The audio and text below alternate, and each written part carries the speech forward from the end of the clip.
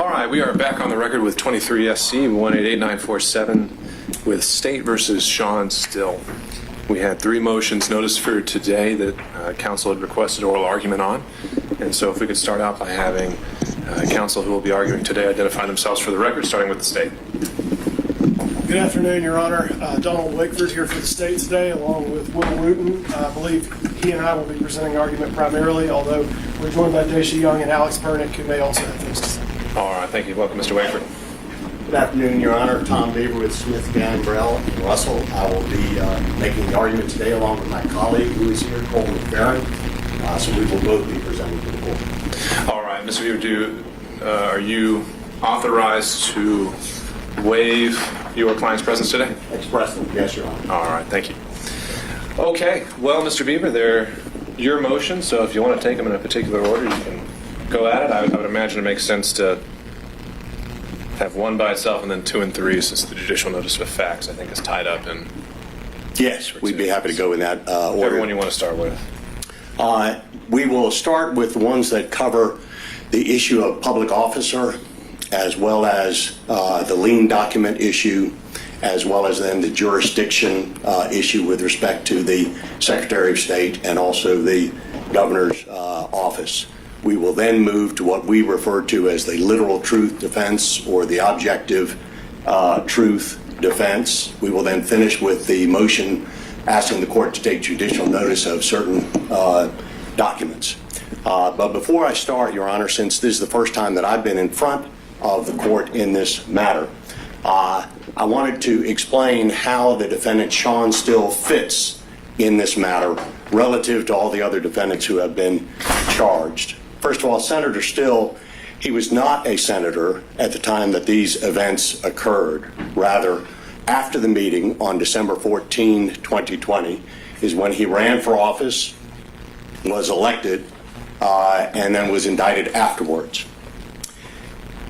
Mr. Still was indicted for his activity on 1 day and 1 day only. The meeting on December 14, 0 beforehand and 0 afterwards. The indictment goes to a meeting that he attended that lasted approximately 30 minutes. He has only been charged for his activities as an elector, nothing else.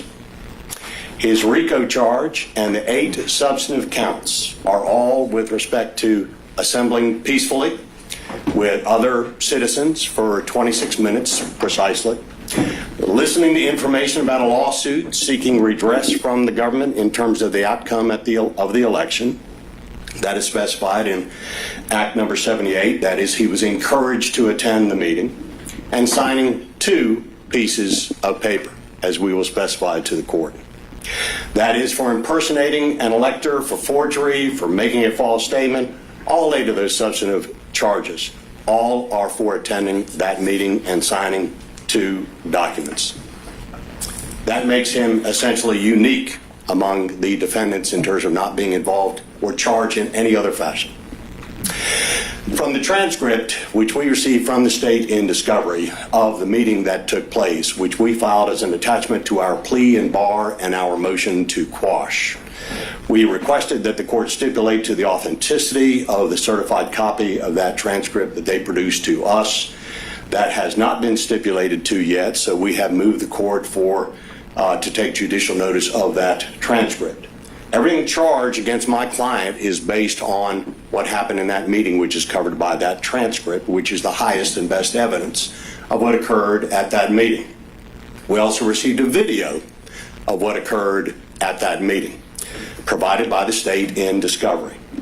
The transcript from that video, if you follow the transcript and mesh it with the video, they track word for word with one another. Shawn Still qualified to be a Republican elector 9 months prior to the meeting occurring. It is not as if he was contacted a few days before and said, hey, we want you to be an elector. Quite the opposite. I want to cover with the court the issue which is raised in count 19. It is mentioned that Shawn Still was the secretary of the meeting. It is clear from the transcript at pages 10 to 11 that that was somewhat of a fluke. More specifically, Carolyn Fisher started as the secretary of the meeting, took the roll halfway through the meeting. When they get ready to count the ballots, it is noticed that his name erroneously is on the documents as the secretary of the meeting. The chairman of the meeting, Mr. Schaefer, makes a motion for him to be named as secretary. That motion passes. He accepts the position as secretary, and the balloting starts. That's how he became secretary, so they did not need to reprint the paperwork that was being shown at that meeting. Let me paint for a moment to the court the scene of the crime according to the indictment that my client as an elector walked into at 12 o'clock noon. Transcript shows that's when the meeting started. It didn't start at midnight. It wasn't held in the darkness of the night. In Act 57, it explains that it occurred at the Georgia State Capitol, not in some random warehouse somewhere that was difficult to find. The media itself was present for the meeting.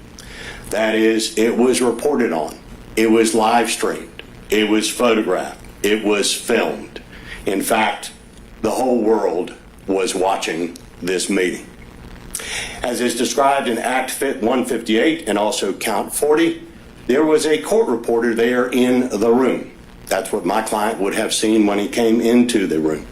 It was pretty clear that nothing was being hidden, just like the court reporter who is here today. What was happening was being taken down. It was pretty official looking to an elector who just walked in the room. There was also a videographer in the room, much like the camera which is here today, taking down what was taking place. Not hiding, pretty obvious, pretty clear someone is taking down the entire proceeding. And there, the electors, including my client, listened with 15 others to the head of the Republican Party, David Schaefer. That's where the encouraged part comes in Act number 78. There's the transcript that shows that my client with 16 others listened to a member of the State Bar of Georgia, an elections lawyer, speak. Ray Smith, that lawyer, introduced as the lawyer for the Trump campaign, who had practiced more than 30 years as of that time. My client, Shawn Still, operates a swimming pool construction company. He was not a lawyer at that time. He has never taken a law school class.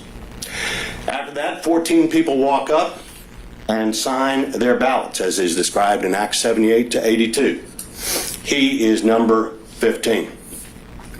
And when you look to see what he saw in terms of the Republican electors, from the eyes of Shawn, who walks into the room, who does he see in this gathering? The head of the Georgia Republican Party, a retired school teacher, an active school teacher, another lawyer, also an elections lawyer, in addition to Ray Smith, a former Georgia state senator, a current leading Georgia state senator, a prominent businessman in Metro Atlanta who owns a number of well-known franchises here in the city, an extremely successful businessman, an entrepreneur from South Georgia, and, of course, the lawyer for the President of the United States.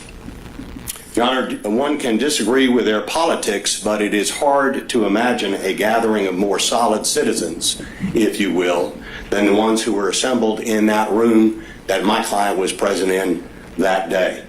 It's not exactly the rounding up of the usual suspects for the commission of a crime or a fraud. It is not exactly a gathering that anyone would come into and upon entering would think that this group is up to no good. It is hardly your normal setting for a racketeering act, and it's hardly your normal setting to think that a fraud is being perpetrated. So what is it that is actually said to Shawn, as well as to the press, prior to the ballots taking place? From the transcript, number one, the lawyer confirms that the elector nominees, and this is what they were referred to as, that they were there to cast their ballots for president and vice president to be used in the event that the vote flipped from Democrat to Republican. More specifically, they were told that there was a lawsuit that had been filed by then President Trump and by David Schaefer, challenging the Georgia vote results. That is, it was filed under the Georgia part of the elections code, and it was to redress grievances with the government. More specifically, whether there were irregularities in the voting or not, and whether an audit needed to take place. As I recall from my high school civics class, there is a right to assemble peacefully and to redress grievances with the government. That is addressed in our plea in bar and will not be specifically argued before the court today. It has been fully briefed by both sides, and both sides are relying on our briefs. But they were told that that lawsuit had not been ruled on yet. The lawsuit, by the way, is not listed as an overt act in furtherance of the enterprise or the conspiracy. There's nothing that challenges the legitimacy of that lawsuit in the indictment. They were told specifically they had to cast their ballots that day, as otherwise the legal challenge would be moot. They were told that there was legal precedent for doing this from Hawaii in the 1960 election involving Kennedy and Nixon. They were told that the meeting and balloting were being conducted in accordance with the Constitution of the United States. And the bottom line was, if they did not vote their ballots, and the state flipped, that the votes for Georgia would not be counted.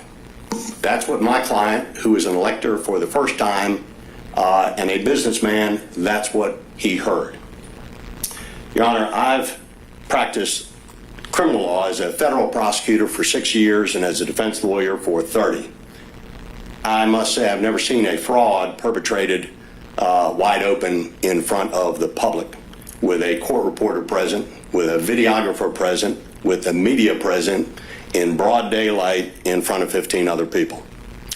From Shawn's perspective, it's hard for me to imagine how he would deceive anyone when one looks at the transcript and you tell them exactly what you are doing, why you are doing it, you record it, and then you send it to exactly whom you say you are going to send it to. It's interesting to me in terms of how in the world would it make sense to sign fraudulent documents and then send them to the chief federal judge here in Atlanta, or for that matter, the vice president of the United States, or for that matter, the same institution which holds our Constitution and our Bill of Rights, that is the archivist in Washington, D.C. I've never seen that in a fraud case before, and I suspect I will never see it again after this case. 26 minutes after he entered the room, Shawn leaves the room. I've looked at millions of pages of discovery, and I've seen nothing other than Shawn Still thinking that when he walked out of the room, he did what he was supposed to do as an elector. My view, obviously I'm his lawyer, but is that Shawn Still should have never been charged in this case. And I now want to present to the court the 4 legal reasons why the substantive counts against him should be dismissed. The others, such as the count 1 RICO, have been fully briefed, and we will rely on our briefs. And with that, Your Honor, I'd like to ask to share my PowerPoint with the Zoom here.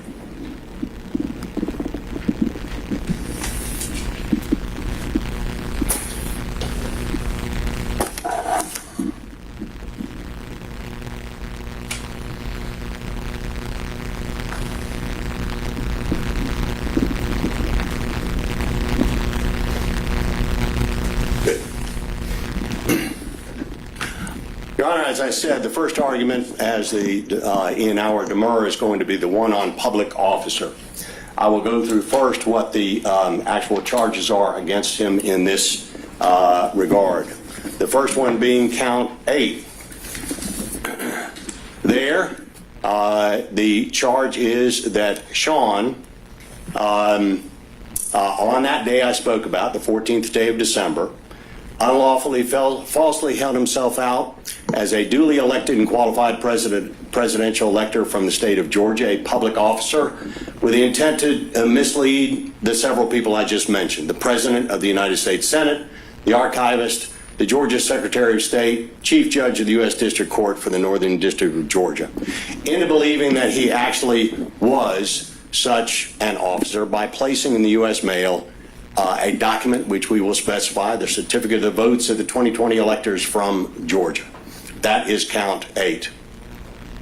The charge itself, OCJ 16-10-23, states that a person who falsely holds himself out to be one of 3 categories, a peace officer, or, this is the key, other public officer or employee. It's the other public officer we're going to fight about, with the intent to mislead another into believing that he actually is such officer, commits the offense of impersonating an officer. So there are 3 buckets that are described in that statute. The first bucket is the peace officer bucket. The third bucket is the public employee bucket. The bucket we are focused on is the central bucket, what it means to be an other public officer. Now, the statute itself, interestingly, does not define what other public officer is. And the case law doesn't define it, what a public officer is either. The cases cited by the state do not concern public officers. They concern peace officers and public employees. Specifically, the case of Libri, which is brought to the court's attention by the state, is, in that case, it involved a peace officer, bucket number 1, because the defendant represented that he was an investigator, that he identified himself as an agent, he used common police technology, and the defendant led others to believe that he was part of law enforcement and was a top-notch investigator. The indictment charged the defendant with impersonating a peace officer, not the second category. It's similar for the Garrison case. There, also a peace officer, the defendant wore a dark mask, brandished guns, shouted that he was a federal agent. In the Kennedy case, that was a bucket number 3 case, public employee. The defendant represented himself as an employee with the Division of Family and Children's Services. So, because there's a question mark in terms of what other public officer means, since 16-10-23 doesn't describe it, we've got to look to other Georgia case law to get a handle on that. Let me pause right there. So, in your research on the statute, you're saying you haven't found a single published opinion that used the other public officer designation? Under 16-10-23, we have not. There's a what other public officer means. Yes, Your Honor. We have found cases under which describe the factors that a court should look to in deciding whether someone is a public officer in the cases involving the writ of quo warranto. That's in the statute 9-6-60. That writ says it may... Before we jump into it, though, I think we need to, you got to build a bridge for me here, which is, public officer appears all throughout the codes in either, election ethics, title, 45, with just the state government. Why do we jump right to quo warranto when we're trying to decide what is a public officer? Why don't we go to any of the other code sections that talk about public officers? Maybe this one has more helpful case law for you, but why start here? Why even go here at all? Why not just say we're going to look at the dictionary and decide what we think public officer means? Certainly a valid question, Your Honor, and let me address it, which is, first of all, the elections code, we would say, does not apply because it wasn't charged under the elections code. And there were plenty of elections code charges that could have been used. Not one of them was used. So the definition, if you're not going to charge it under that statute, our position would be, then you don't use the definition of public officer under that statute. Quo warranto is a civil action. They haven't brought a petition on it.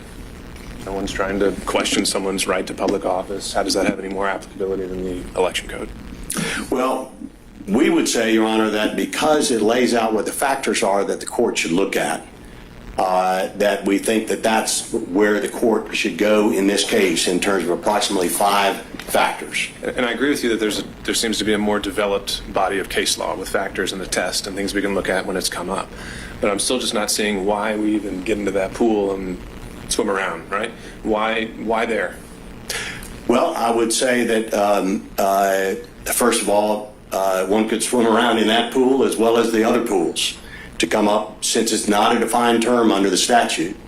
Certainly the court can look at any law that it wants to, any cases that it wants to. What we were struck by is the idea that, okay, to look at a public officer, what does one look to? You look to whether they take an oath, you look to whether what their salary is, you look to what they do on a day-to-day basis, you look to see what the breadth is of what they can do under their position. You may look at other insignia, such as whether they have a seal, etc. But our thinking... And does that then, though, what that causes me to worry about, though, is if we're going to start here, and if the standard is just we can look anywhere to figure out what else a public officer is. Again, it comes up in all sorts of different titles all over the code section. Can we be confident we've done a survey of every single title and every single little body of case law defining a public officer? I mean, before we consider quo warranto, do we then have to consider them all? And I don't even have any idea of what that might even look like. Well, it's certainly an appropriate question, Your Honor, and if the court wants us to do a briefing after this hearing today where we look at these other areas and lay them all out for the court, we can certainly do that. But there are two things that I would call the court's attention to, this being a criminal case. One is that when you are is that a person to be charged with a criminal case needs to have fair notice of whether what they are doing is a crime.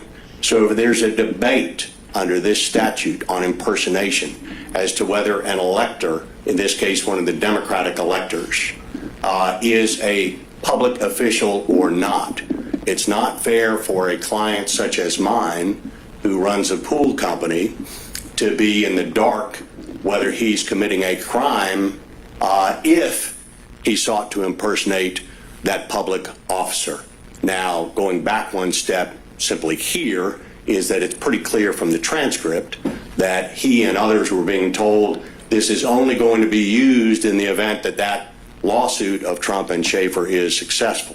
But hypothetically, if you're the same client and the question is, are you impersonating a public officer, it's clear if I impersonate a peace officer that's wrong.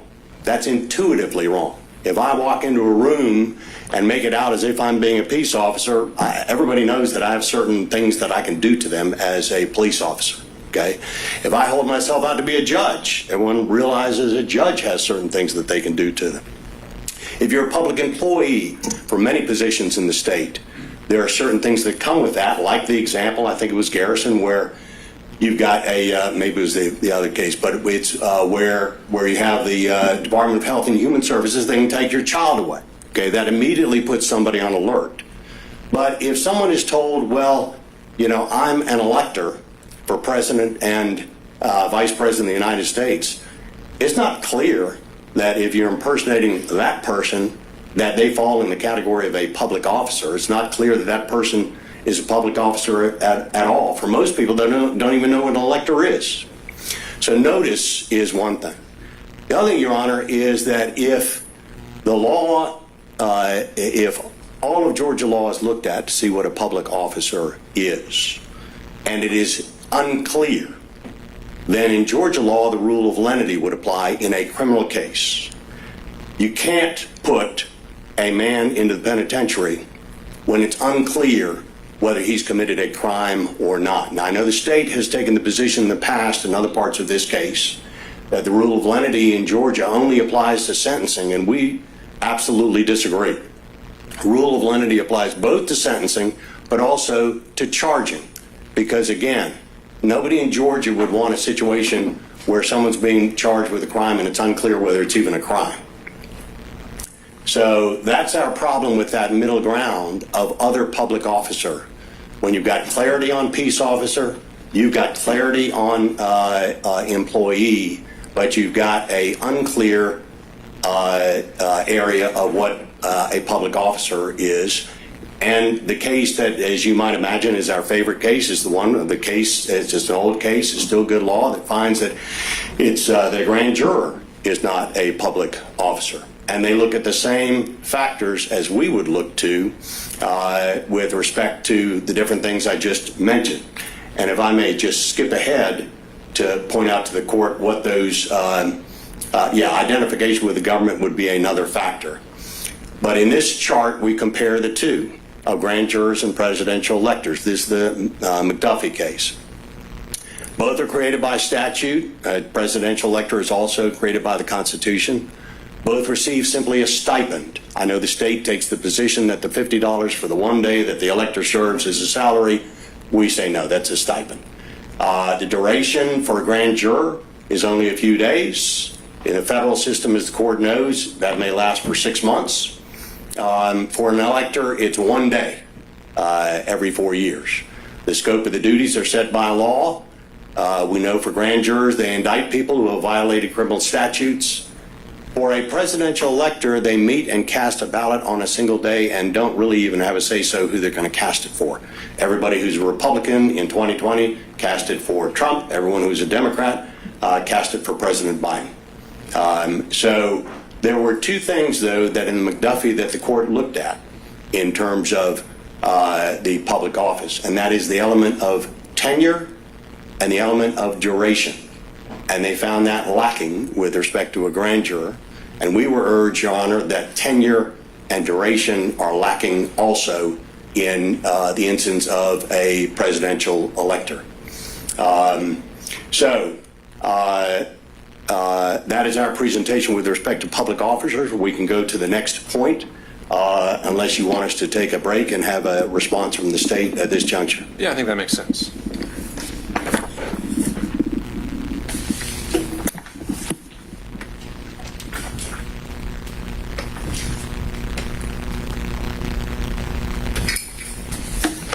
Judge, I'm going to start with one of the questions that the court had for Mr. Beaver, which is why do we need to get into the case law? Why can't we just look at the dictionary definition? And it's a great question, and it's something that our appellate courts do all the time. And so I want to start with the dictionary definition of a public officer.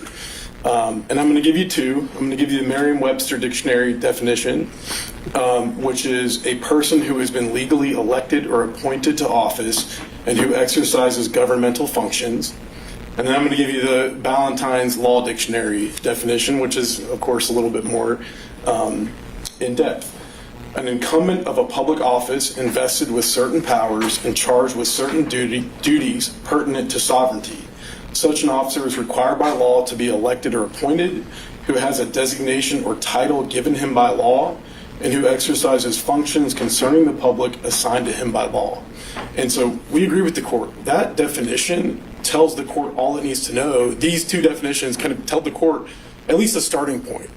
And so... And not to get too in the weeds, but I might have to know if those were contemporaneous definitions, those dictionaries at the time the statute was passed. I don't know that, Judge. Those are the definitions as of today. I don't know that. I can check. But kind of turning to those factors, and many of these factors are very consistent, if not identical, to the ones that are set forth in the Quo Warranto cases that the defense relies on. Again, we don't think that that body of case law is applicable here for the reasons that the court pointed out. But even if it is, they support our position. So let's start with the election requirement. Before we get into it, the Quo Warranto part of it, do you agree that you haven't been able to find a case that applied this other public officer designation of the statute? I haven't looked at that specifically, Judge, because I haven't pulled the indictments on these cases, so I can't say for sure what the charging language is. I don't know. I'm more than happy to try to pull those indictments and find out and submit them to the court.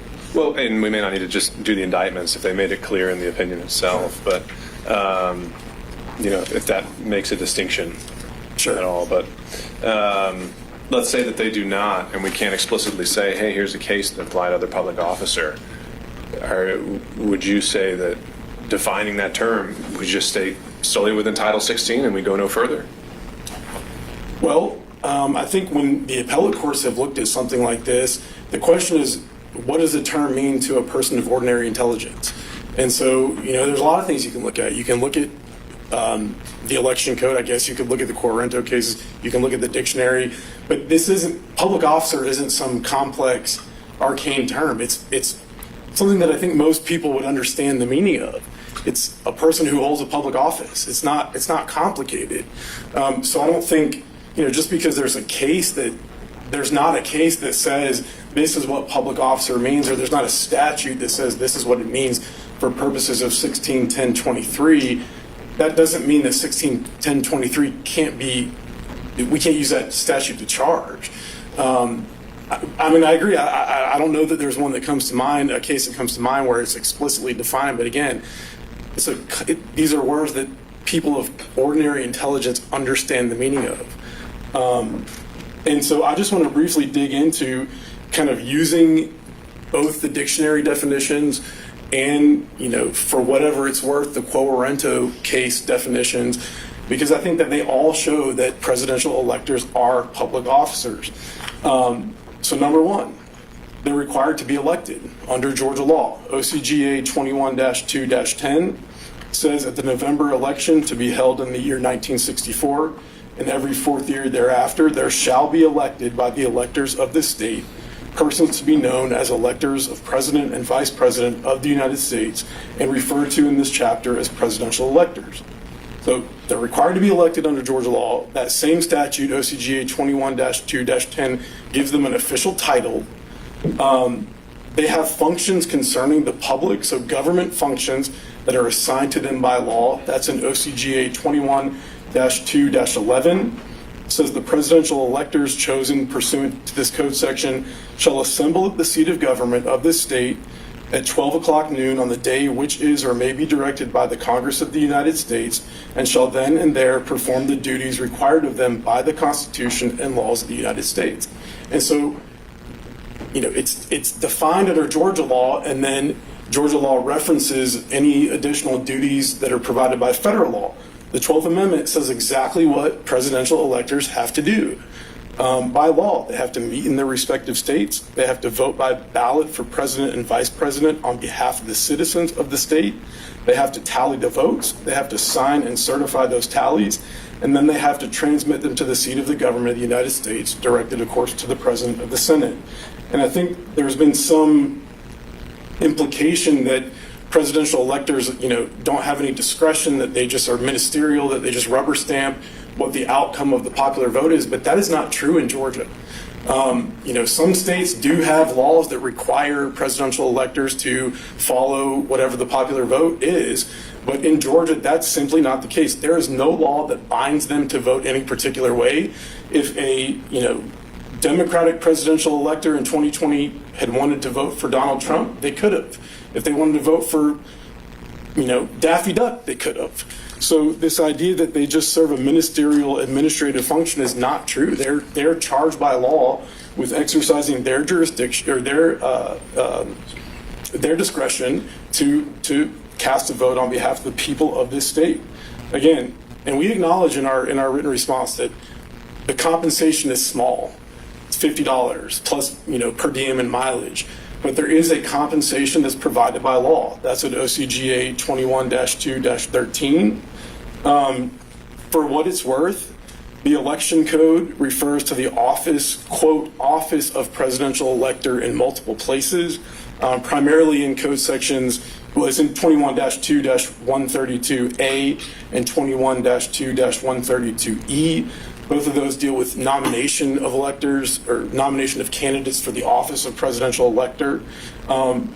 Again, as the court pointed out, the election code definition, I don't know that the court's restrained by that definition, but again, it reinforces the same idea, and I'll read the election code definition of public office, which is in OCGA 21-2-10, and that definition is every federal, state, county, and municipal office to which persons can be elected by a vote of the electors under the laws of the state. So it certainly meets that definition too. They're elected into this office. Again, I disagree with the idea that the cases we cited, Kennedy, Libby, and Garrison, I disagree with the idea that they don't apply at all. I think that they certainly represent that our appellate courts have kind of interpreted the application of 1610-23 in a broad way. This court's heard arguments that, and not necessarily just in this motion, but other defendants who have argued this issue, that 1610-23 only applies to police officers. That's not true. We know that because of Kennedy. We've heard that they have to be real officers, of an actual officer, and we know that that's not true because of Liberty. We've heard that they have to be state officers. We know that that's not true because of Garrison. And so in each of the cases where there's something other than just a police officer and a person is convicted for impersonating some other office, our appellate courts have upheld those convictions repeatedly. Again, we don't believe that the Quo Warranto cases apply, but if they did, I think that they, again, support the conclusion that presidential electors are public officers. And I would turn specifically to the Brown versus the state case, 266 Georgia 44. I believe it's the most recent Quo Warranto case that was cited. I can't say that for certain, but it's a 1995 case, and it sets out basically two requirements. One is that the person has a designation or title given by law, which that certainly applies here. And two, that they exercise a government function assigned by law, which our code completely establishes those two things. Additionally, from Brown, the conclusion that someone's a public officer is not altered simply because their duties are narrowly confined. So just because presidential electors meet one day, I don't think that that's of any relevance. They hold an elected position, all the other things that we've gone through. Additionally, from Brown, the mere fact that a public officer may not be entitled to all of the trappings of public office does not make the office any less public. And so, certainly presidential electors don't have staffs. They can't appoint individuals, to act on their behalf. They have a very limited role. But at least in the Quo Warranto, setting, I think that we meet the requirements there. I just want to, again, emphasize there's this argument of rule of lenity or fair notice. Number one, since the first version of the Georgia Code, it has been the law of this state that everyone is presumed to know the law. So there's a presumption that every person, including Shawn Still, knows what the law is. And not knowing that what you did is illegal is not a defense to what you did. Additionally, I kind of started with this, but fair notice, when you consider fair notice, I think the question is, does a person of ordinary intelligence understand what a term means? And again, public office, public officer, these aren't arcane terms. These aren't, something that someone scratches their head and thinks, what in the world is that? It's clear. In fact, I think Mr. Beaver said that a judge would be a public officer. I'm not going to take a position there, but a judge certainly isn't a peace officer, certainly isn't a public employee of an agency. So, if a judge is, if it's so obvious that a judge is a public officer, I'm not sure why the one office that these defendants are charged with impersonating is the one office that just can't be a public officer, that no one would know is a public officer. I don't see how those arguments jive. I think we've addressed all the other arguments in our written submissions, so I'd take any questions the court has. All right. Thank you, Mr. Wooten. Thank you. Judge, your question about the definition looks like the third edition, the dates definition versus the statute. The third edition of Ballantyne's Law Dictionary is from 1969, and 1610-23 was passed in 1968. So they are very much contemporaneous. Thank you. Your Honor, briefly in response, the case that was just mentioned, the Brown case from 1995, 266 Georgia, that is the juvenile intake officer case. That's one where the court beneath held that they were not public officers, and the Supreme Court held that they were. Part of the factors that one of the factors that the court looked at was to juvenile intake officers have the ability to decide whether a juvenile is kept and is locked up or is released when they are presented before them.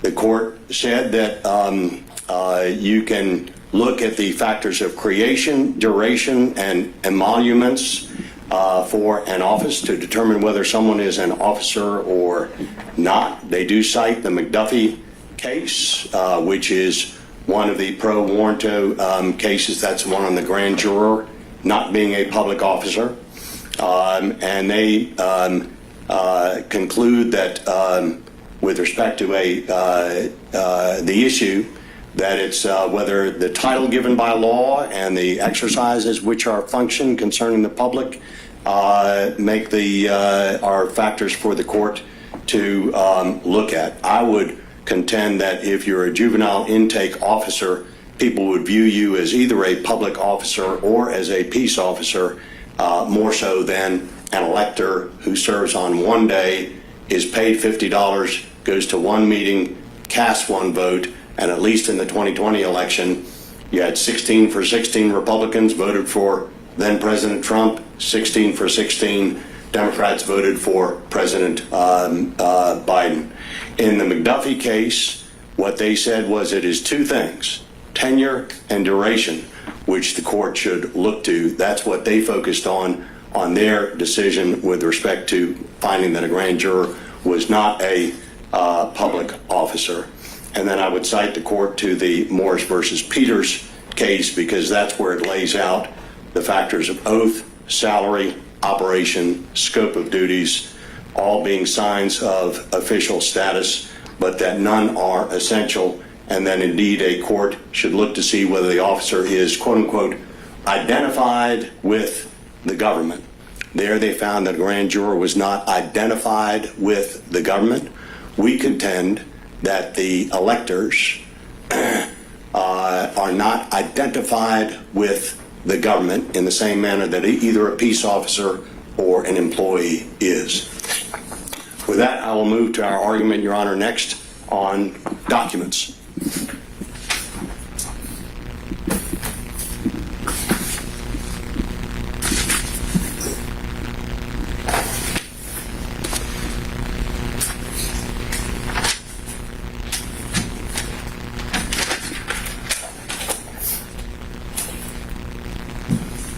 And Mr. Beaver, since we still have some ground to cover and I had a generous opening there, I'll give you about 15 minutes on this one, okay?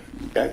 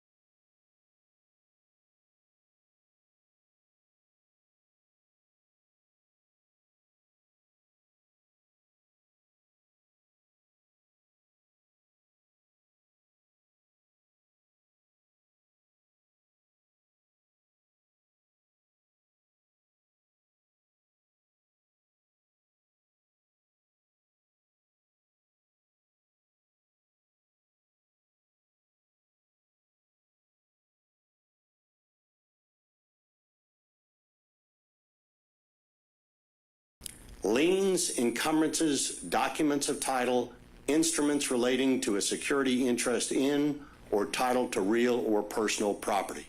Fairly specific real and personal property type of documents. Then has the blue part, which expands it, and the question is how much expansion? Other record statements or representations of fact, law, right, or opinion. So we say you apply the rules of statutory construction to this statute, and there are 4 rules that all apply at the same time. that you construe the statute according to its terms to give words their plain and ordinary meaning and to avoid a construction that makes some language mere surplusage. We contend that in this instance, if you include document as being any documents which the state would want so as to include it in this criminal charge, then that language in the statute has mere surplusage in it. That you consider the words in context, not in isolation. You consider the statute as a whole, and you avoid ascribing to one word a meaning so broad that it is inconsistent with its accompanying words, thus giving unintended breadth to an act of the General Assembly. Your Honor, here we say that what a document is under this catch-all phrase of other records, statements, or representations of fact, law, right, or opinion makes the definition of document ambiguous because it has all of those specific kind of documents, the liens, etc., just before it. And there are two canons of construction the court is aware of, because Your Honor indeed cited them in the Chesbrough order, that being as jesdem generis and nascitur societ. And excuse me for butchering the Latin, but I do understand what they mean. The first one is basically you interpret it of the same kind. When a statute or document enumerates and name several particular things, a broader term is construed as being of the same kind or class with the things specifically named. So applying it here to this is you would look, if there are documents that are broader than that they would be of the same kind or class as the liens, encumbrances, documents of title, etc. We would also say that the other nascitur socii is known by its associates, and that is words, like people, are judged by the company they keep. When you apply it here and you look at the specific words, we say that the idea of document is limited by documents that are like these that are listed. That is, it encompasses documents which relate to interests in real or personal property. And we want to bring two cases to the court's attention, which were not brought to the court's attention at the time of the Chesbrough case. The first one is a companion case here. Well, it's a case, by your fellow Judge Adams, the Harned versus Piedmont Health Foundation case, because there specifically Judge Adams in 2019 found that statute did not apply to medical records because the statute applies solely to liens, encumbrances, documents of title, and instruments relating to a security interest in title, real or personal. So we would call that to your attention and urge the court to give that case serious consideration in terms of looking at this issue. The other case is the Wilson case versus Clark University, 339 Georgia Appeals. That one is one that applied the canons to both of those that I just mentioned to the court, even though in that case there was the presence of the phrase include but are not limited to. So I would urge the court to take a look at the Wilson versus Clark case because that is different than this court's finding in the Chesbrough case that once you've got shall include but not be limited to, it supersedes those statutory canons. There was an amendment in 2014, but if the court looks to the amendment, it did not change the narrow definition of what document means. Instead, what it did was it made it such that the statute did not apply simply to public employees, but it did not expand the statute's scope to all documents. And I want to mention to the court that in terms of the rules of construction, our concern with this is that if you go back and look at that language of the statute, if it was true that the word document means all documents, any kind of documents, then the critical part of this, that is the liens, encumbrances, documents of title, instruments relating to security interest in or title to real or personal property, that would be pure surplusage. That language has been in the language since the beginning of this statute. if it's interpreted as meaning as all documents whatsoever, then that is mere surplusage, which would violate the rules of construction. We would also point out, Your Honor, like we did before, that in terms of due process, that according to the Lanier case, the Supreme Court case in 1997, it prevents a court from applying a novel construction of a statute, that under Pitts versus State, the Georgia Supreme Court in 2013 requires the law that a person with ordinary intelligence, fair warning of the specific conduct which is forbidden or mandated. Well, Judge Adams is certainly a person with way more than ordinary intelligence. According to the case that she authored, she would be saying that, well, I don't see it as a document covered by this statute. So it also, frankly, it doesn't provide notice to either Shawn Still or to someone like him that they can be held criminally responsible for meeting and voting on that date, especially since his conduct with respect to the documentation that he filled out was identical to the conduct in the 1960 Democratic presidential electors from Hawaii. There's also, we would repeat the rule of lenity here, that if there is an issue with respect to the way that that statute should be read, whether it should be read the way that Judge Adams read it or the way that this court read it, that it should be strictly construed against the state and in favor of the accused. So we would ask this court to construe the criminal statute narrowly in this case. And I think I've hit the 15-minute mark or close to it, Your Honor. Thank you.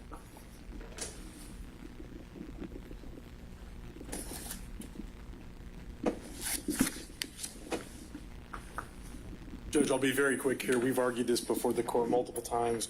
The court's already rejected this argument previously as to another defendant. We'll rely on our briefing, take any questions that the court may have. All right, well, let's talk about that Wilson case then, because that is not one which I think I saw referenced in the state's reply, if I'm not mistaken. And I don't recall getting into that when we did this in the fall. And I'm not familiar with the case. I haven't read that case, Judge. It's kind of the first time I'm hearing of it, so I don't have a meaningful response to the court. Be more than happy to take a look and submit anything post-hearing. All right, and just generally pulling it up, it does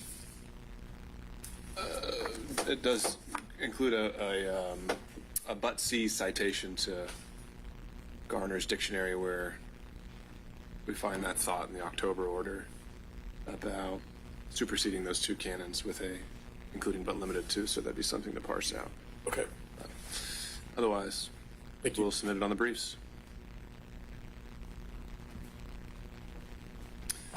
All right, Mr. Beaver.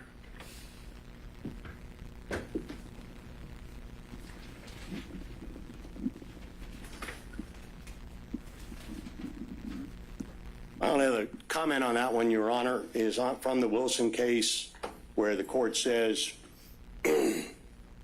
that it is under the principle of that Latin term es gesdem generis, it is widely accepted that general expressions such as including but not be limited to that precede a specific list of included items should not be construed in their widest context, but apply only to persons or things of the same general kind or class as those specifically mentioned in the list of examples. Similarly, under the canon of nocitur a soci, the words in a document should be understood in relationship to each other, since words, like people, are judged by the company they keep. With that, Your Honor, we will turn to the... and we did cite Wilson, Your Honor, in our reply brief at footnote number 5. So it is before the court in terms of our citation. With that, we will turn next to the jurisdiction argument.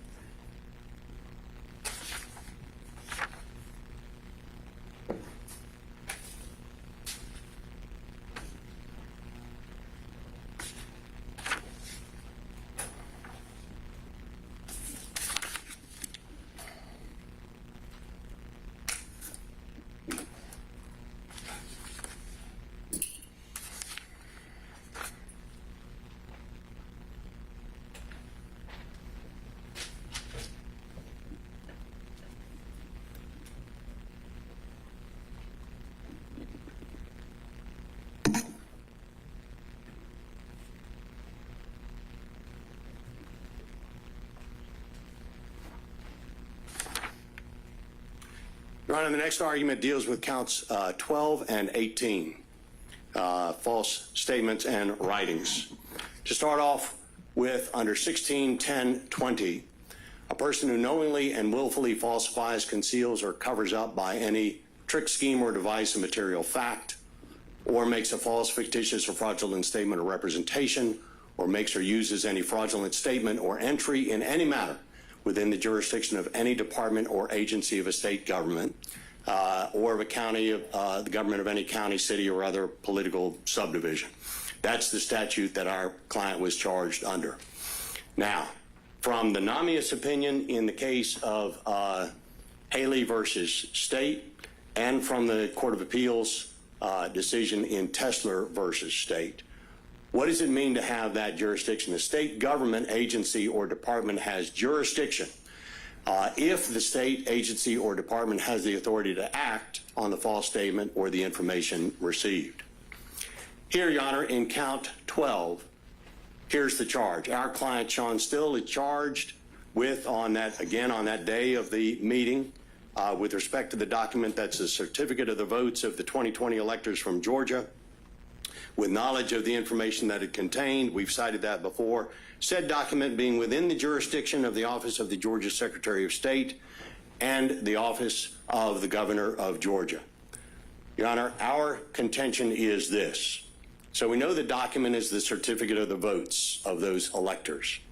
The alleged false statement is that they were duly elected and qualified electors for the President and Vice President of the United States. The relevant agencies are those two, Secretary of State and the Office of the Governor. We'll take the Secretary of State's office first with respect to the certificate. They do not have jurisdiction because the Secretary of State's office, Your Honor, doesn't have authority to act on the alleged false statement or the information received. They simply receive it and they hold it. That's it. Additionally, importantly, the Electoral Count Act, which the court has certainly heard about before in this case and had it briefed, places sole authority in Congress to decide presidential electors after the safe harbor date. In this case, that date was December 8th or so. This meeting took place on December 14th. So the authority to do anything with that document had shifted to Congress, and I'll address that in a moment. We say that holding the document is not doing any kind of act in terms of the false statement or the information contained in the document. Same thing with the governor's office. They don't have the authority or jurisdiction to act, both because of the Electoral Count Act, but also the state's response doesn't provide any specific reason as to how the governor's office has jurisdiction of that first document, that is the certificate of the votes. With respect to the Electoral Count Act, we're going to be very short on this. You've got a three-step process, which has been outlined in our brief, but I really think that this arrow diagram shows it the best. We are in the green box. The blue box is if you've got an electoral challenge which is pending, the court has to issue a final determination by the safe harbor date, December 8, 2020. That didn't happen in this case. The state doesn't contest that fact. The green box says if the court does not issue a decision by the safe harbor deadline, then the House and the Senate of the United States decide which presidential elector ballots to count. They can count the Democrats, they can count the Republicans, it's up to them. That's where we stay, is in the green box in this case. We never go over to the next blue box to the right. That is, if the House and Senate cannot agree, then Congress must count the ballots certified by the governor. So the Electoral Count Act is critical in this jurisdiction issue. Here in count 18, we have a very similar charge. We have that my client, Shawn Still, was charged with false statements and writings under 161020 for a different document. This is called Notice of Filling of Electoral College Vacancy. That with knowledge that said document contained false statements, that both Mr. Schaefer, who was chairman, and also Shawn Still, who was secretary, said document being within the jurisdiction, again, of those two agencies. The analysis is very similar, Your Honor. Number one, we got a different document. The only other one he's charged with signing. Notice of filling of electoral college vacancy. This is after he got named as secretary and then signs the document as secretary. False statement is that he was secretary of the 2020 Georgia Electoral College meeting, and the relevant agencies are those two. When we turn to the Secretary of State's office, Secretary of State doesn't have jurisdiction because they don't act on the document. Whether the information contained within it is false or true, they simply hold it. Also, by that time, we're in that green box. It is the sole authority of Congress to decide presidential electors once you pass that safe harbor deadline, and that's where we are at. The state's response in this document does not provide any specific reason as to how the Secretary of State has jurisdiction over the alleged false document. When you turn to the governor's office on this certificate of the filling of the vacancy, the Elector Count Act, boom, again, sole authority in Congress, and whether or not the governor ratifies the filling of the vacancies is not binding on Congress's selection of the presidential electors.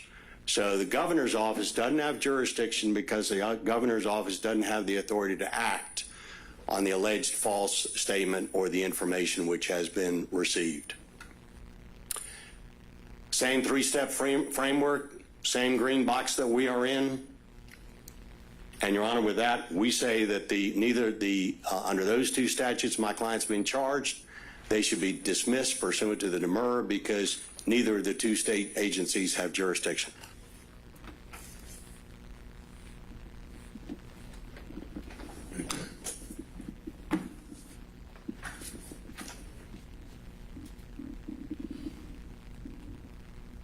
Very briefly, Judge, and I'll keep it again short because we've argued this issue multiple times. Just as an initial matter, we maintain that this argument is a speaking demur. It's going to facts that we have to prove at trial. So we have to prove at trial whether or not these documents are within the jurisdiction of either the Secretary of State or the governor. We don't have to prove both, one or the other. And so it's a little bit premature here to be talking about whether or not the state's able to prove that at trial. As the court well knows, speaking demurs are void and the court can't take any action on them whatsoever. But just briefly, because even going outside of factual matters, as a matter of law, both the Electoral Count Act and the Georgia Code impose the authority to act on the Secretary of State's office and on the governor's office as it relates to these documents. First, the Electoral Count Act says that the Secretary of State has to, of course, preserve these documents for a year and make them available for public inspection. So while it's maybe arguably a small act, it's an act. If someone goes to the Secretary of State's office and demands to see these documents, then the Secretary of State's office will take action by showing it to whoever requests to see it. And again, that's... Does any indication that within the jurisdiction requirement and this authority to act standard, any indication that requires some measure of discretion, that it's not just ministerial? I have not seen anything. I've not seen anything in any case that makes that distinction. Because wouldn't this fall more on a ministerial end of the spectrum if they're just maintaining something they've been received? They don't have the necessarily authority to reject or accept, or do they? I'm not sure if they have the authority to accept or reject. Again, I think that's a factual matter that has to be proven at trial that would answer that question. Well, not necessarily if it's in the statute or if it's an issue of law, just exactly what they have the ability to do.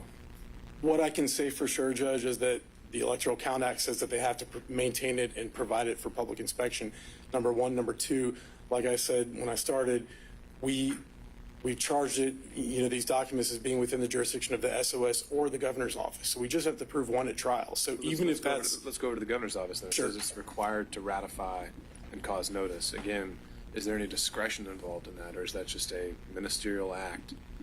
And if so, is that to have the authority to act, does that indicate you can go one way or another? Well, I don't know if there's discretion. I've never seen anything that indicates that there is. The way that I read the statute, it seems that the governor does have to, kind of rubber stamp whatever the selection is. But the statute certainly imposes a duty to act on the governor because number one, he has to do that ratification. Number two, he has to cause notice of that election or that filling of the vacancy to be given to the person who fills the vacancy. So there's absolutely authority to act because there's a mandate to act. And so, if there's a mandate, then there must be authority.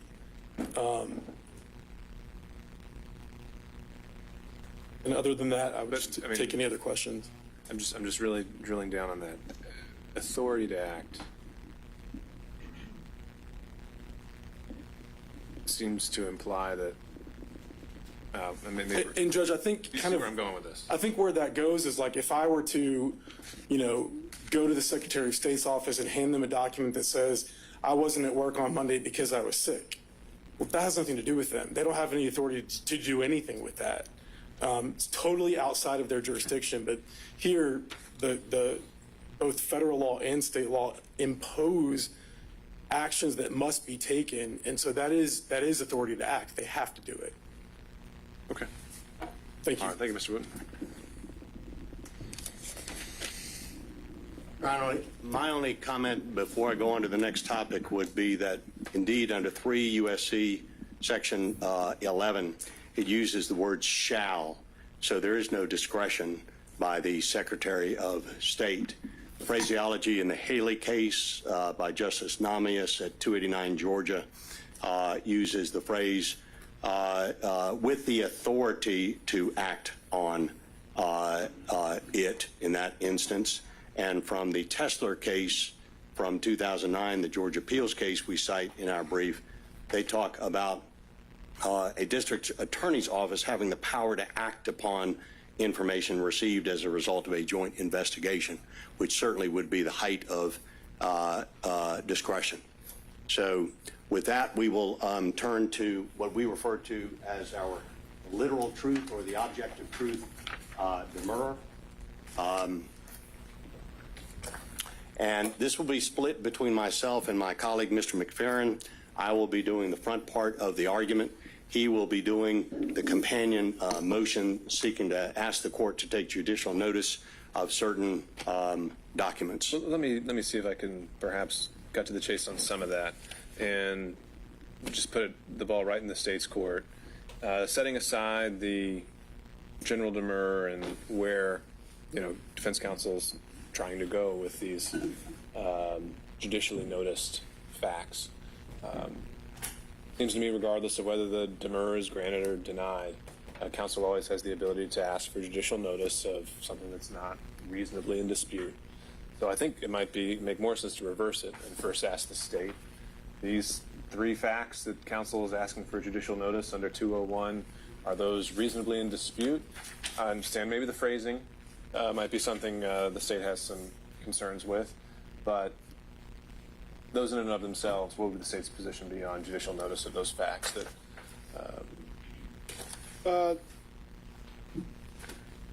Okay. I figured Your Honor may want to start at this place because it's sort of like, let's set the table before we eat. So what facts are we actually using? The statute that governs judicial notice now was passed in 1981. That is OCGA 242201. Your Honor will notice that it's from Title 24, which is the evidence code. OCGA 242201 is entitled Judicial Notice of Adjudicative Facts. It's what the defendant has cited to say that Your Honor can take judicial notice at any stage of the proceedings and therefore can take judicial notice at the demurrer stage. However, subsection G of that statute makes a crucial distinction that I think is something that we have to consider today. Subsection G makes a distinction between civil and criminal cases. In a civil case, Your Honor is empowered to take judicial notice of a fact and then it is binding on a jury. In criminal cases, it's not. A jury is instructed, you have the option of accepting as true a fact that I, the judge, have taken judicial notice of, but you are not bound by that. So what the defendant is actually asking this court to do is take judicial notice and thereby decide a demurrer to dismiss charges before any jury or fact finder has had occasion to decide whether the facts that form the basis of that notice are true or not. And that makes it inappropriate. I'll also note that the exceedingly rare occurrence of a court taking judicial notice of facts at the demurrer stage of a criminal case. The only two cases cited by the defendant are antiquated by this point, either from the prior century or 2 centuries ago or from several decades ago. And both of them, of course, precede this statute, which clarified the role that facts that are taken under judicial notice play in court proceedings in the state of Georgia. So at this point, I would say the one thing we know for certain is it would be extremely inappropriate for Your Honor to take judicial notice of facts at the demurrer stage and then use those facts to justify the dismissal of counts. So beginning with whether it should be done, which is honestly the more important question, the answer is emphatically no. Because the only reason that the defendant is asking Your Honor to take judicial notice is to decide this demurrer.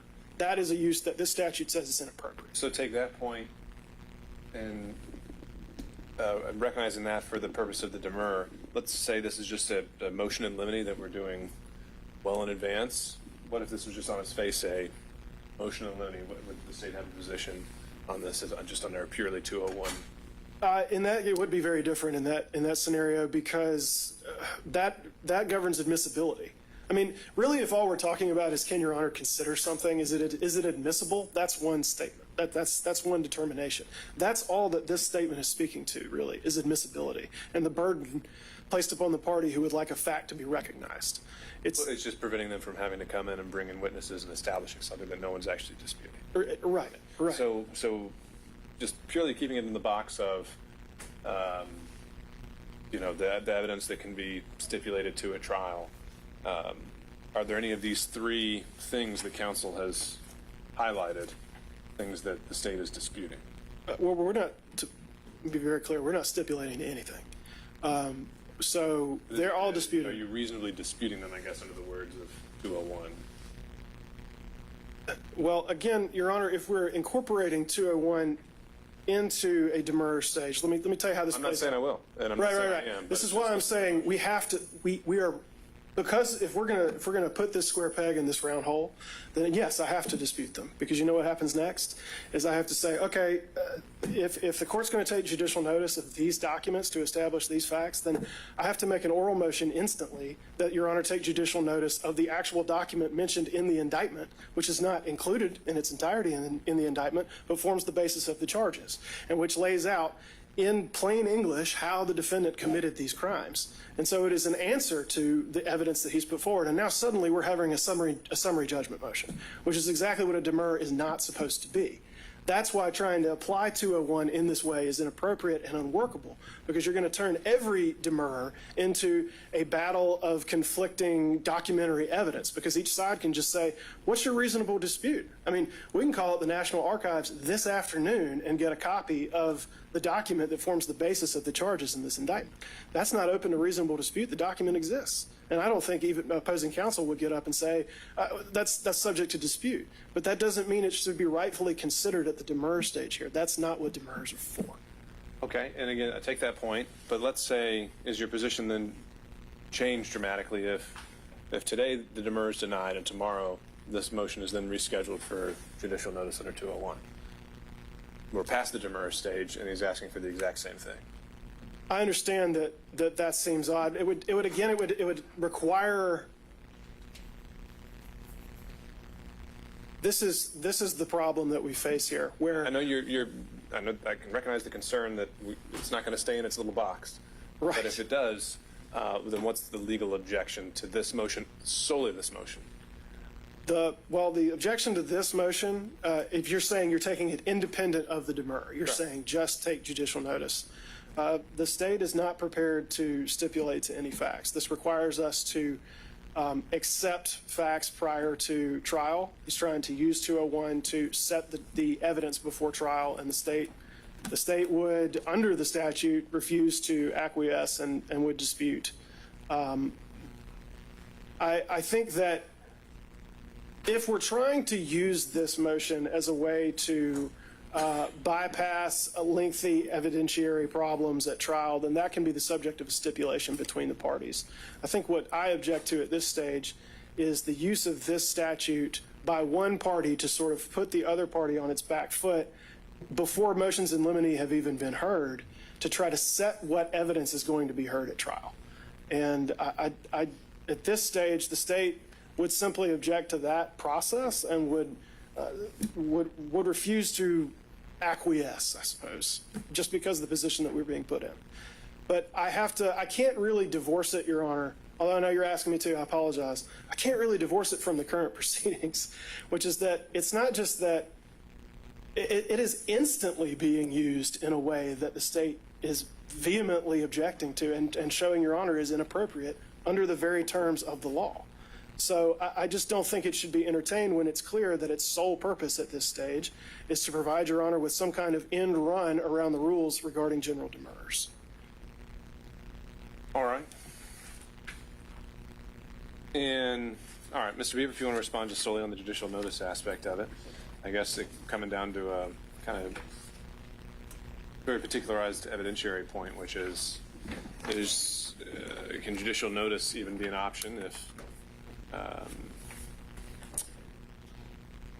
it seems if parties aren't stipulating, and is really the only reason you are interested in this at this point is solely for the in support of the demurrer?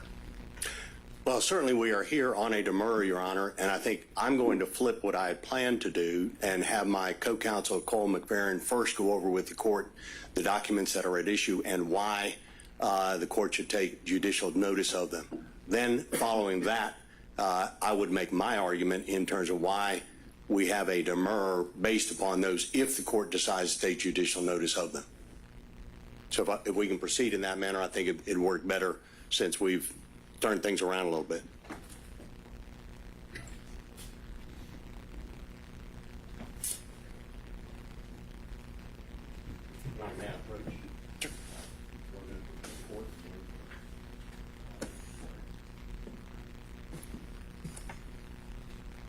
Let's see, did you get one to them?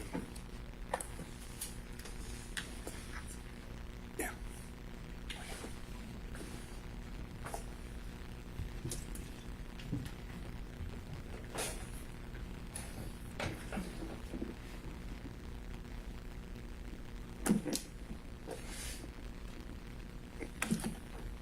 Good afternoon, Your Honor.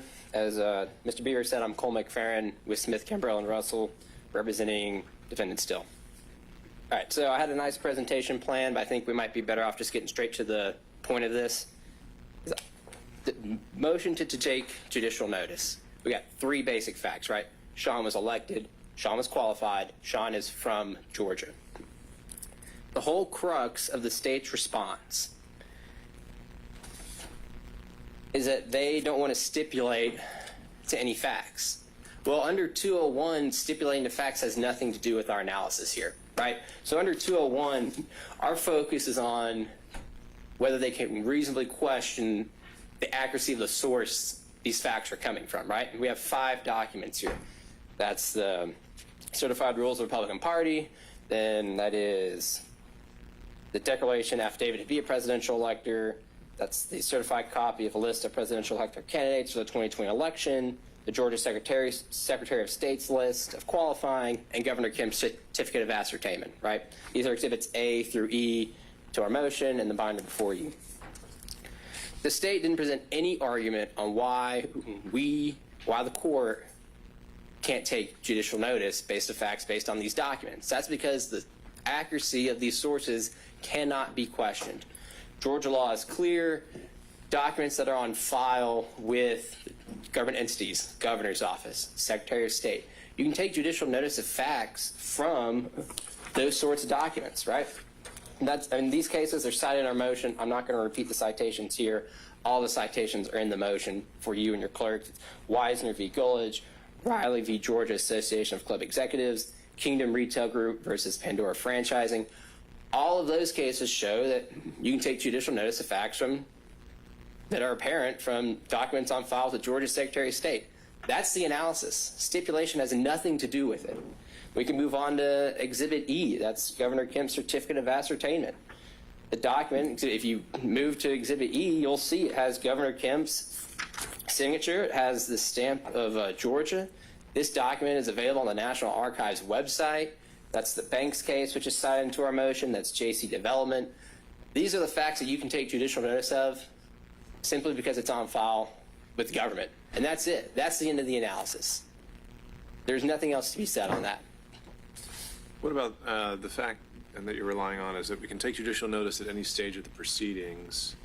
Any clarity on what it means by proceedings? Does that mean in the life of the case, or simply when the rules of evidence apply? Because right now, we're just in a pretrial motions phase, and the rules of evidence don't apply. Right, and I think that the statute is plain on its face. It's 201 subsection F, any stage of the proceeding, and that's it. I think the Riley case, consider judicially noticed facts on appeal. The cases we cited before, Doman, Jackson, they're in our motion as well. I mean, they're older, but they still stand for the proposition that you can consider judicially noticed facts right now. But those cases where a court took judicial notice on appeal, that was after some formal evidentiary hearing of some kind, where there was a record. Is that fair? That's the Riley case. That's correct. Yes. But in the other two cases, Doman and Jackson, that was the courts essentially saying that, yeah, the trial court, you could take judicial notice of this on the demurrage stage. Both of those cases were pre-evidentiary hearing? Yeah, but both of those cases were the demurrage stage. That's correct, Your Honor. Yeah. And I think that's the point. So those two cases show, plus just literal language of the statute, subsection F, that you can take judicial notice of these facts right now. And then the Riley case also supports the argument, too. It accepts the fact that the statute says you can take judicial notice at any stage of the proceeding. And I think that also makes perfect sense with just the purpose of judicial notice. In the Hunter case, which we cited to in our brief, Hunter v. Will, that Georgia Court of Appeals decision makes the point. The whole point of judicial notice is to negate the need for evidence of certain types of facts which we just know. And we know these facts, that Shawn was elected, he was qualified, and he's from Georgia, based on public records with our state government, the governor's office and the Secretary of State. That's it. Stipulation has nothing else to do with any of this. It's that we have the records. We don't need any evidence to support these facts outside of these because these records are on file with the government. That's all I have to say, Your Honor, unless you have any further questions related to that matter. No, understood. All right, so Mr. Wakeford, last word to you. He's saying that, and I haven't had a chance to read these yet, but the Riley case, and I think there was another one he cited, that those potentially were also done at the demurrage stage. And then I'll also point out, I think the state had already agreed to judicial notice, for example, that the safe harbor litigation deadline had not been met back at the hearing in December, if I'm not mistaken. So what's the difference now?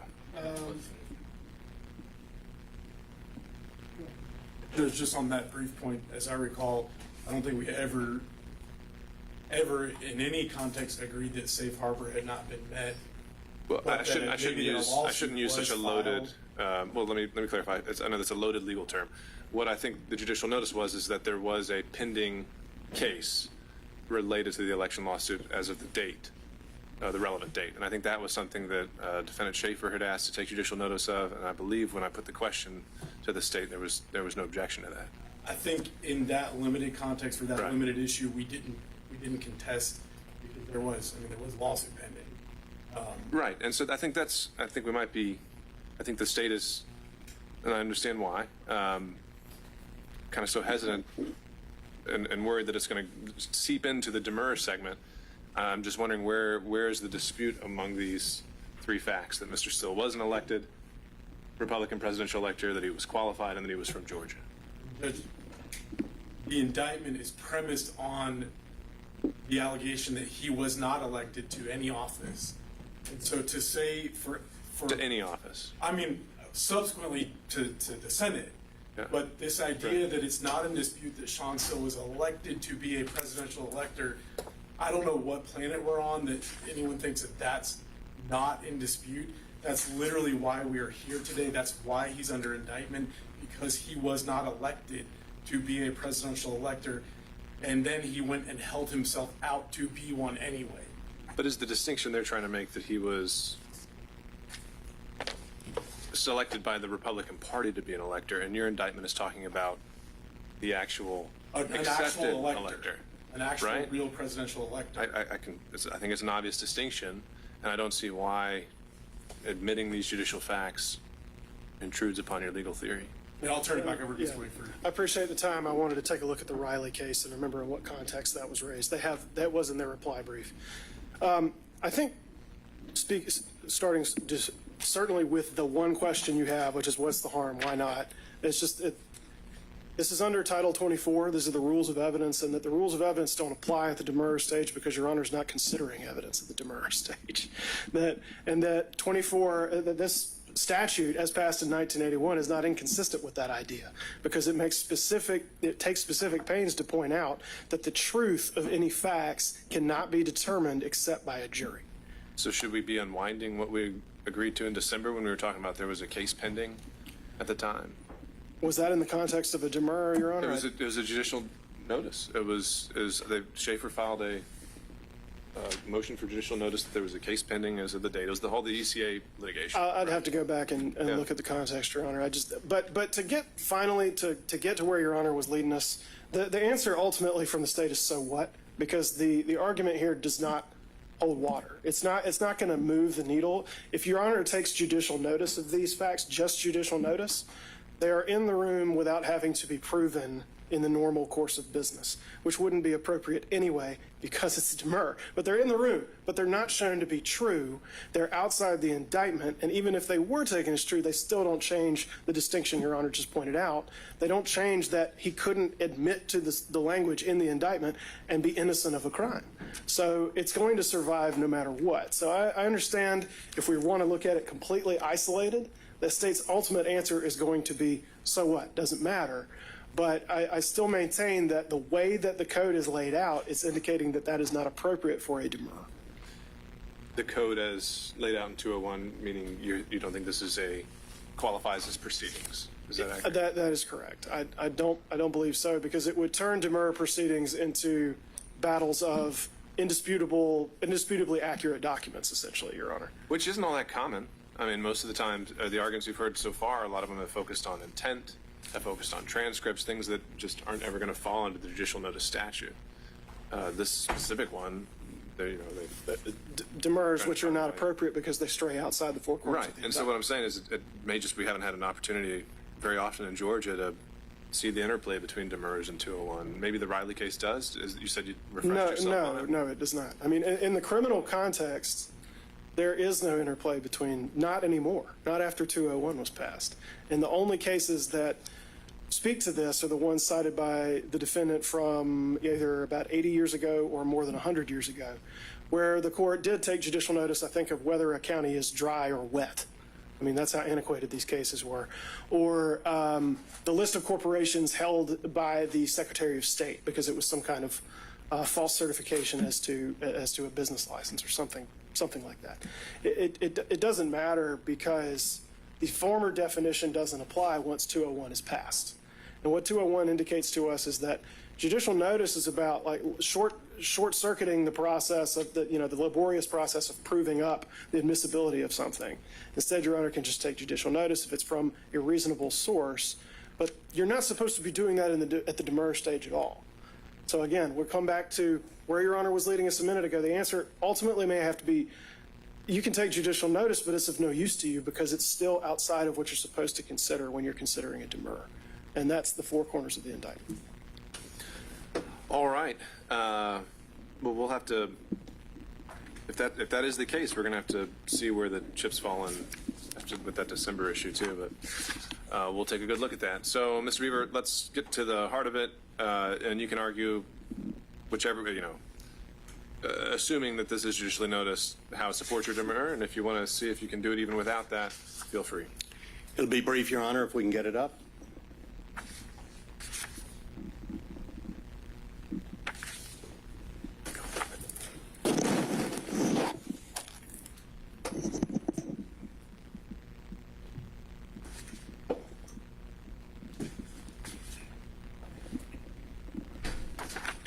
This is where this comes into play, Your Honor, because he has been charged with representing himself to be a elected and a qualified presidential elector from the state of Georgia. So that's in every one of the even-numbered counts against him. Count 8, that phrase is utilized in the one having to do with impersonating a public officer. In count 10, it is used on the forgery in the first degree language. In count 12, it is used in the false statement and writings count. In count 14, it's used in the charge against my client for the criminal attempt to commit the filing of false documents. And in count 16, it's used with forgery in the first degree.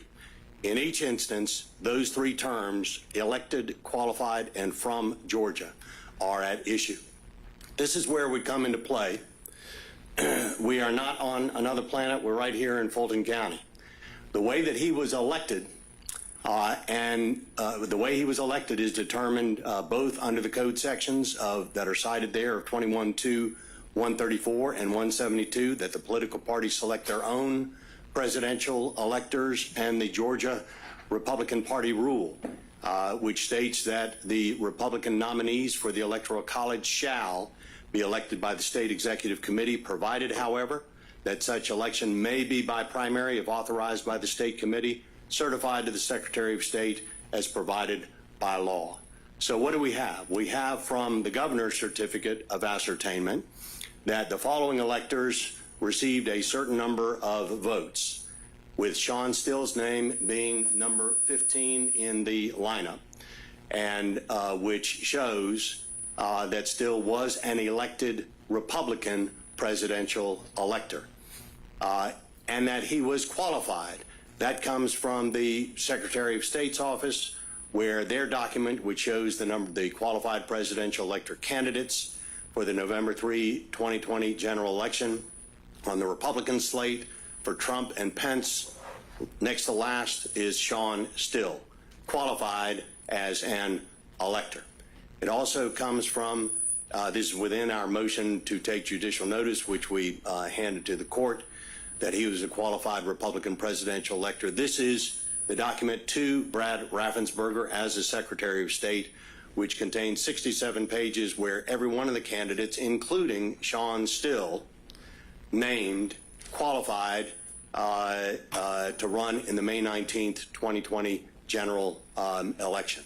The final document, I believe this is the final one, number 5. May 19th, you mean the primary? Correct. Qualified to run in the primary. So he was qualified, which then... the 2 million votes you referenced earlier, that's the primary election. Correct. Okay.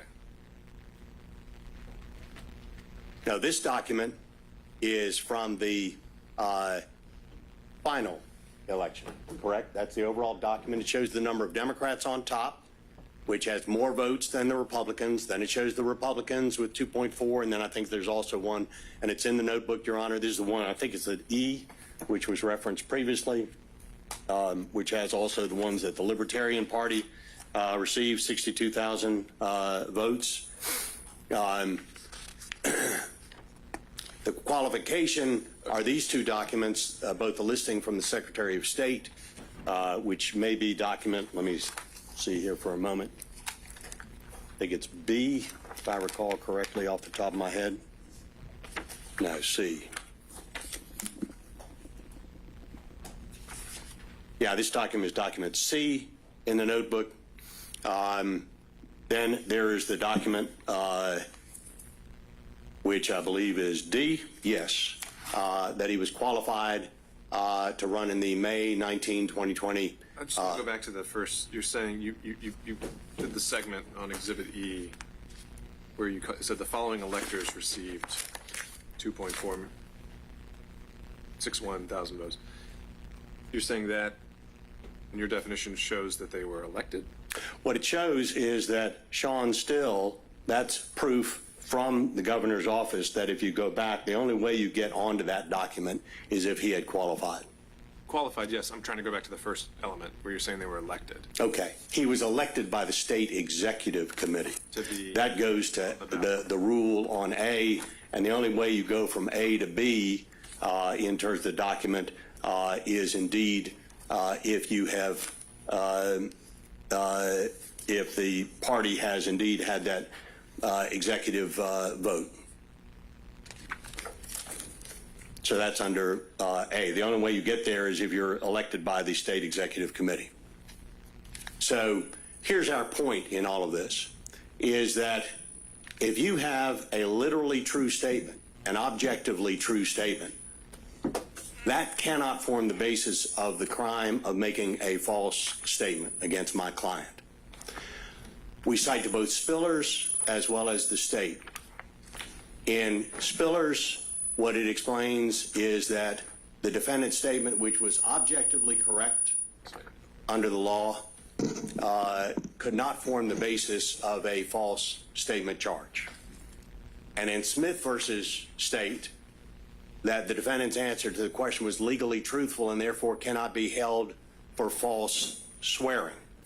And it just makes common sense, Your Honor, is if you've got a situation where a statement is objectively correct, then you can't be charged with making a false statement. It's just the two are separate and apart from one another. It's a Venn diagram that doesn't intersect. So that's our point, is that he was elected. Sure. He was qualified, and he was from the state of Georgia. I'm gonna try to see if I can come up with a hypo that may make no sense, but bear with me. Let's say there was an officer with the Atlanta Police Department who impersonates an officer with DeKalb County, and he's indicted for impersonating a public officer. And the language of the indictment said that he held himself out as a police officer, as a peace officer, and includes some extra language indicating it's because he called himself a DeKalb officer. Is essentially what your defense is coming in here and saying, well, he's been an APD officer the whole time, so that counts invalid. He was an elected and qualified elector, but the state's indicted him for being another kind of elected and qualified elector, which he was not. Am I tracking it all there? Well, I think you're tracking it. How does that not line up here? What I would say is that, first of all, you've got to look at the exact false statement that he is charged with, the exact words. And if what you're charging the man with is making a false statement, then if the false statement is objectively correct, how can it be a false statement that he gets charged with? But what's objectively correct if we've included an intent element about misleading, for example, in Count 8, President of the Senate, archivist, and also talking about the certificate of the votes form that came later. How is that objectively true based on what you're saying, that because he was elected, because he was qualified, you satisfied everything in their indictment in the language? What I'm saying is that at the time that he signed the two documents which are at issue, one being the certificate of ascertainment and the other one being the filling the vacancies, which are the two documents that he is charged with, when you read the statement that they have charged him with, that is that he was elected and that he was qualified and that he's from Georgia, if you've got someone who's reading that, if those three statements are true, even though it's in a different context than the state wants to paint it after the fact, when a person is looking at that statement and signs it and it's objectively correct, then they cannot be charged with making a false statement because what they've signed is objectively true. And I mean, we would rely on the Spillers versus State and the Smith versus State to support our position that you can't have it both ways. It's very similar to a perjury case, Your Honor, where you've got to get someone nailed down in their testimony to where they're making an absolutely false statement. If there's any way that the statement that they make can be taken as being literally true, then it can't form the basis of a perjury statement. You've got to have an actual falsity for it to be the basis of the charge. That's what we're saying. All right. Thank you, Mr. Beaver. Thank you. Okay, last word to the state.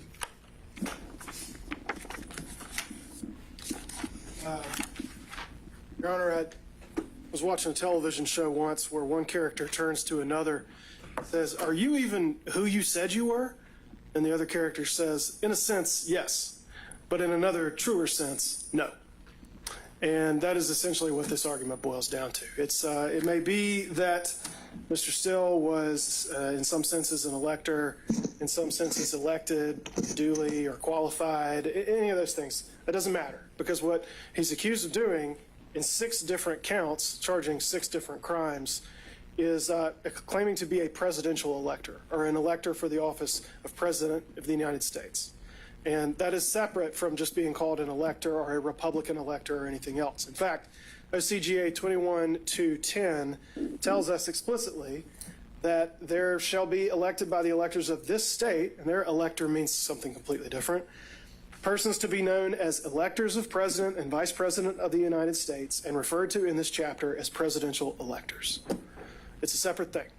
It's not the same. He wasn't accused of being a qualified elector from Georgia in just those 3 points. He was accused of being this, presidential elector, which is a discrete term in which he claimed to be in various ways, violating the law in various ways in these various charges.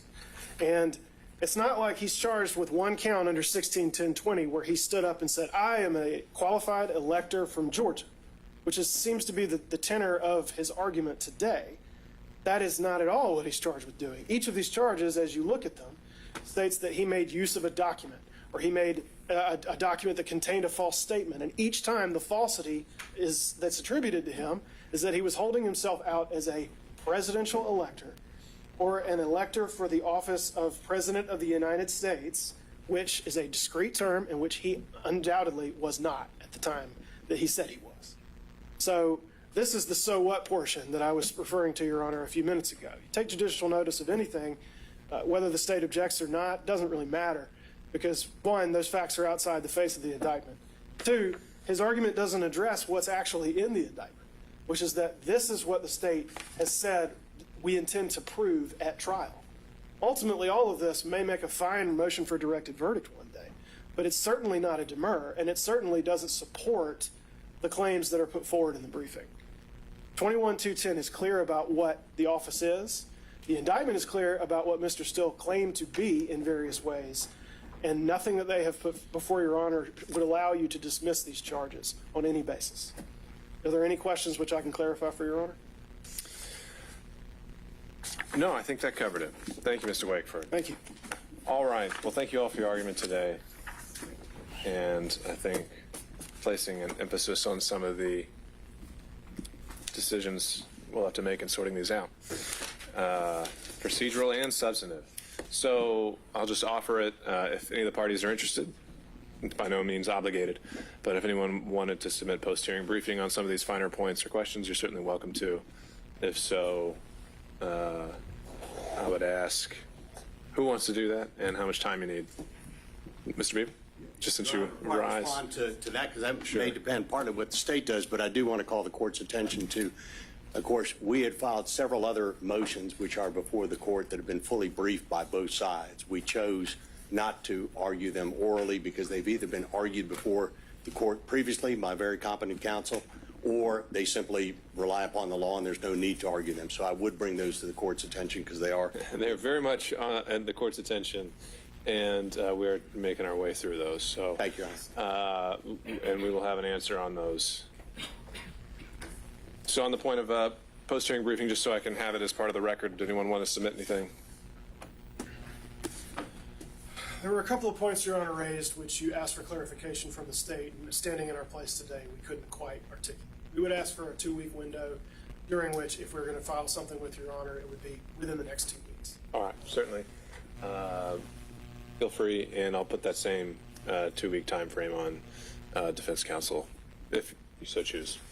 All right, otherwise, as far as I can tell, again, I know that there's a good number of things that are still pending in terms of pretrial motions, but in terms of hearings coming up this summer, I think the only other party that had requested something was counsel on behalf of Mr. Clark, and I believe so we still need to have that scheduled, but otherwise I'm not aware of any. But if the state knows of some, let me know, and we can get those scheduled. I'm only asking which motion from Mr. Clark I haven't talked It's in my notes. Okay. Yeah. We'll take a look. But if you find some more, let me know. Otherwise, if there's nothing else, we'll be adjourned. Thank you all. Thank you, Judge.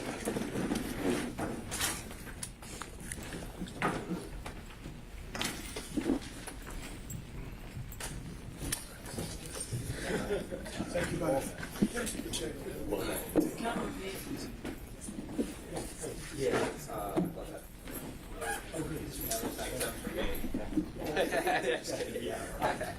Let's put it in front of.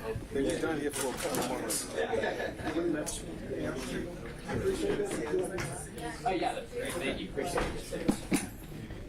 Go back down. My laptop's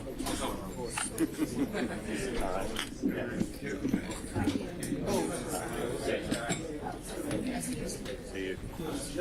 How are you? Good, how are you? Good.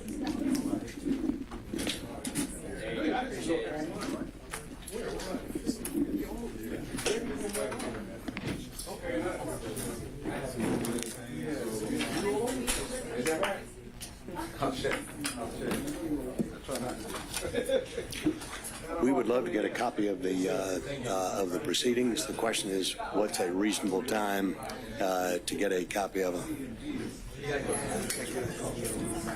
What a day, man. I hear you. Yeah, I was understood. away this morning. Ernest Okay. Williams. On the Zoom, you know, yeah, we just. 6 minutes. I like that judge. Actually, how do I get this back to the board? To the clerk? These are the, and I need to give it to the state. Yeah, yeah. Okay, I'll give you. Ain't gonna be my tablet this time. We have